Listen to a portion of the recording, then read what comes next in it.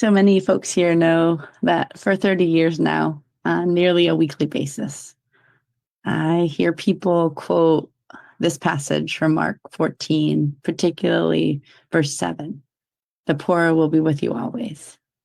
To blame the poor for their poverty, to justify inaction in the face of growing poverty and misery, and to claim that if God wanted to end poverty, he would do so. This passage led me to seminary and biblical scholarship, and eventually to write a book on these misinterpretations. And so it's a challenge and an honor to get to reflect on this message with my Freedom Church family today. In the sacred season where we heard in the welcome and the season statement that we're called to turn away from injustice and unrighteousness. We're called to refuse to concede our God and faith to extremism and religious and racial nationalism. We're called to proclaim good news, not the bad news of tariffs and kidnappings, budget cuts and elimination of education, healthcare, income support, and other of the very things people need the most to those made poor by injustice and empire. I love this passage in Mark 14. It tells a powerful story. As we heard, it's just 2 days before a huge freedom festival. Freedom fighters from all across the empire have made their way to the capital to not just remember the exodus from slavery and other justice struggles of their ancestors, but to recommit to resistance and justice and freedom in the here and now.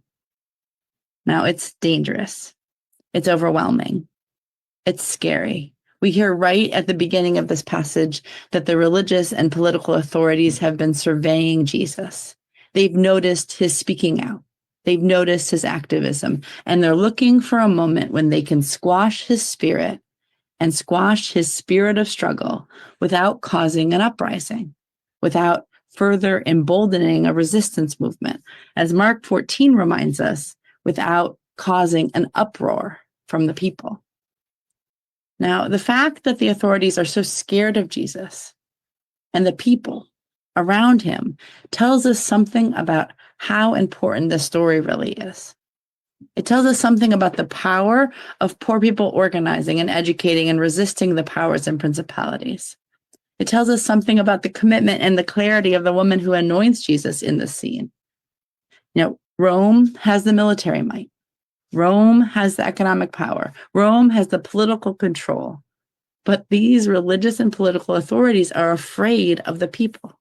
They're afraid of a homeless, undocumented, low-wage worker who, in this scene, is anointed to become Christ, to become Messiah, a prophet, a political leader, set apart by God to organize society around the needs of the least of these, who are really all of us. After establishing that the richest and most powerful men in the world at the time are scared of Jesus, the scene then turns to this meal. Jesus is among his friends and followers in Bethany, a poor town about 12 miles from Jerusalem. It's called House of the Poor in Hebrew, and they're in the house of Simon the leper, an outcast sick with a social disease of the day. And this is when this woman shows up. She comes and she pours an alabaster jar of ointment. It's called mourn in the Greek, and it's put right on his head right before Judas decides to betray Jesus by turning him over to be crucified. So with this action alone, this woman pouring mourn on his head, he becomes Christ. He becomes someone who is supposed to reign in and land and establish a land of justice for the poor. But the disciples don't understand the significance of the anointing, of Jesus' impending execution at the hands of the state. They criticize the woman for wasting the ointment. Now, they use this Greek word apoleia. It means to destroy. They say, why did you destroy this ointment when what she's done is poured it on Jesus' head and anointing him as Messiah, as prophet, and she's prepared him for his burial. Now, what the text says is that these disciples, these followers, almost give this woman, this unnamed woman, a black eye for the powerful ministry she has done. But Jesus, he gets it. He appreciates her. He says, she's done a mitzvah, a good work. She's a true disciple. I think his response actually is even a critique of what the disciples are suggesting that she has done by wasting this ointment. They say she could have taken that mourn. She could have taken that ointment and sold it for a year's salary and given the money to the poor. But this idea of earning lots of money, of giving the proceeds to the poor, follows how we often address poverty in our day, by choosing charity, by buying and selling and then donating the proceeds to the poor, but never questioning how poverty is created in the first place. So then Jesus comes in and he says, the poor will be with you always. But what he's doing is actually quoting Deuteronomy 15, which says that there will be no poor person among you if you follow the commandments that God is giving today. What are those commandments? To forgive debts, to release slaves, to pay people fairly, to lend out money knowing you may never get paid back in your life. Deuteronomy 15 continues that because people won't follow these commandments, because we'll have the Elon Musks and Trumps of the world, then that's why the poor will never cease to be in the land. It's clear from this story, it's clear from even just the quoting of Deuteronomy that Jesus is not condoning poverty in this passage. He's reminding us that God hates poverty, that God has commanded us to end poverty by canceling debts and raising wages, outlawing slavery, restructuring society around the needs of the poor. He's reminding the disciples that charity or trickle-down economics will not end poverty, but keep poverty with us always. He's reminding his followers that he's going to suffer and even be killed for bringing God's reign here on earth. And it's their responsibility, a responsibility this woman recognizes, to continue the quest for justice. Now, it's not an easy path, but it's an important one.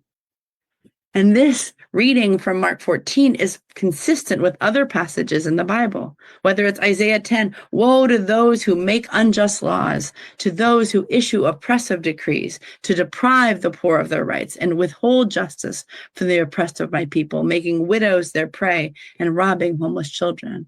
Or whether it's from James 5, now listen, you rich people, weep and wail because the misery that is coming on you. The wages you failed to pay the workers who mowed your fields are crying out against you. The cries of the harvesters have reached the ears of the Lord Almighty. You have lived on earth in luxury and self-indulgence. You have fattened yourself in the day of slaughter. You have condemned and murdered the innocent one who was not opposing you. Or whether it's from Luke 1, God has brought down rulers from their thrones, but has lifted up the humble. God has filled the hungry with good things, but has sent the rich away empty. From Genesis to Revelation, the Bible proclaims justice and prosperity for the poor. That's what's going on in this passage. Ending poverty is possible. In fact, we're reminded that anything less than the abolition of poverty and the commitment of each and every one of our commitment to ending poverty is actually contrary to God. This is the charge of this passage. This is what we learn about Thursday in the Holy Week. God and Jesus came to bring good news to the poor. The unnamed woman in this passage accepts this and actually pushes us forward. The question is, will we? Thank you so much.